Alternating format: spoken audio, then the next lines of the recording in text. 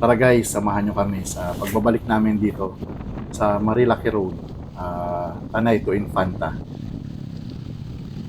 Kapag nature lover ka, hindi ka magdadalawang isip magpabalik-balik dito. Sobrang ganda ng tanawin ng Sierra Madre. Of course, yung mga puno na nagbibigay lamig kahit tanghali na, kahit tirik ang araw, mas mararamdaman mo yung lamig ng panahon. Kasi nga, puro puno. Isa yan sa pinagkaiba ng nasa Metro Manila ka at andito ko sa bundok. Diba, kung mapapansin ninyo, chill-chill lang. Hindi kami masyado nagmamadali. Hindi namin kailangan makipag-unahan. Naghahanap kami ng mga spot na magaganda. Tulad nito sa Santa Maria, Laguna. O, isa ito sa tinitigilan ng mga riders. I-enjoy natin yung napakagandang overlooking ng greens of mountains ng Sierra Madre. Sino ba namang magugustuhan pumunta rito, di ba? Tara at tuloy tayo sa ating biyahe. Sa biyahe na talagang nakaka-relax, nakakaalis ng problema, ng stress. Yung tipong pag bumalik ka ng Maynila, ready ka na ulit sa lahat ng pwede mong mga kaharapin.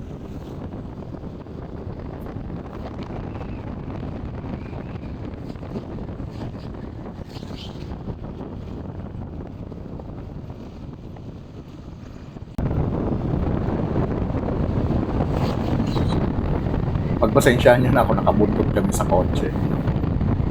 Sabi ko nga kanina, hindi naman nagmamadali, hindi naman nakikipag-unahan. Pero syempre, humanap rin tayo ng tiyempo para mas makakuha tayo ng magandang videos, mga spots. Pero dito kasi, diba, mga puno. O hanapin nyo yung dragon kung asan. Lampas na tayo. Nakita nyo ba? O ito na naman tayo sa nakaka-inlove ng mga puno dito sa Sierra Madre. Sobra guys, this is my third time na binaybay ang lugar na ito. At masasabi kong babalik at babalik pa rin ako dito. Bukod sa isa siya sa pinakamalapit sa Metro Manila, hindi mo kailangan gumastos ng malaki. Gasolina lang, tsaka pagkain. Solved na, diba? Solved na yung buong maghapon ng rides. At pwede ka pang maligo dahil may dadaan ng mga falls, resort, at saka yung Agos River na talagang pinakasikat. Hindi naman siguro, parang ano. Tingnan nyo guys, yung mga puno, diba? Magkakaroon. Actually, pag andyan ka, iba-ibang kulay yan. Yung iba green na green. Talagang nakaka-inlove yung ganda ng nature pag andito ka sa Marilaki Highway.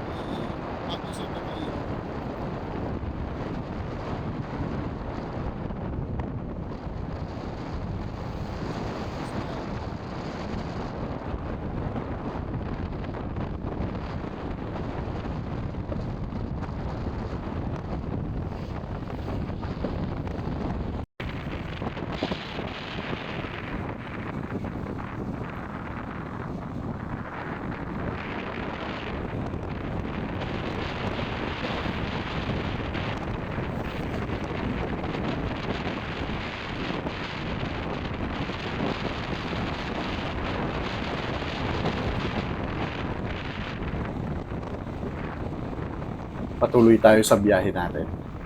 Kung mapapansin ninyo, daming mga riders, di ba? Sila may nagpapabalik-balik rin dito. Kasi nga, tulad ko, nature lover, nai-inlove din sila sa ganda ng nature. Fast forward, yan. Hinanamnam pa rin natin yung lamig ng hangin dito sa Sierra Madre na binibigay ng mga naglalakihan, nagbeberdehan at nagagandahang mga puno. Hindi ka matatakot pumunta rito kasi hindi ka nag-iisa, lalo na kapag Sunday or weekends. Dito talaga ang puntahan ng mga riders galing sa Metro Manila at iba't ibang panig ng mga karating probinsya ng Laguna, Quezon at saka Rizal. Speaking, isa pa yan, kapag binaybay mo to, galing ka ng Tanay, province of Rizal yun. Tatahakin mo yung Santa Maria, province of Laguna. So, pag narating mo na yung Infanta, province of Quezon na yun. Diba? Isang rides mo, 3 probinsya kaagad yung napuntahan mo.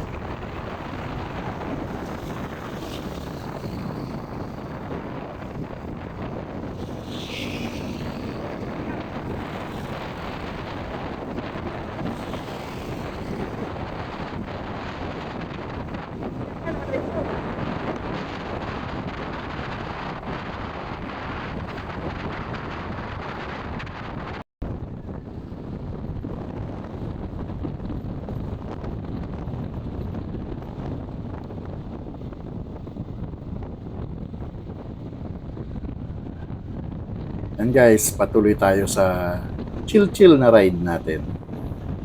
Diba? Actually, itong time na to, hindi siya ganun kainit. Medyo makulimlim ang panahon yan.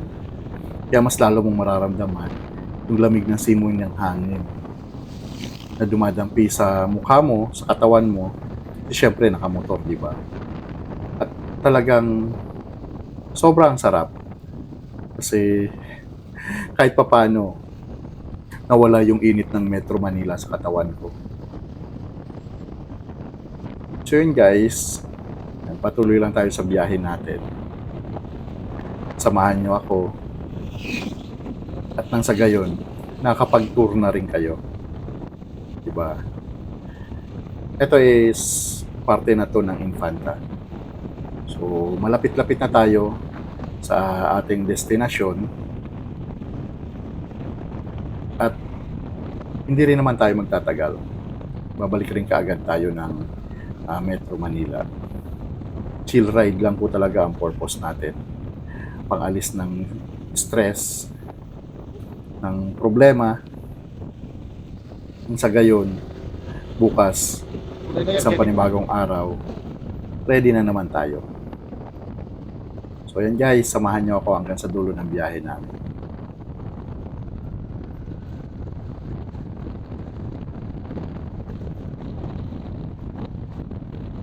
Yung una pa lang pala ito, wala pa ito yung may swimming pool. Yan yung mga pako.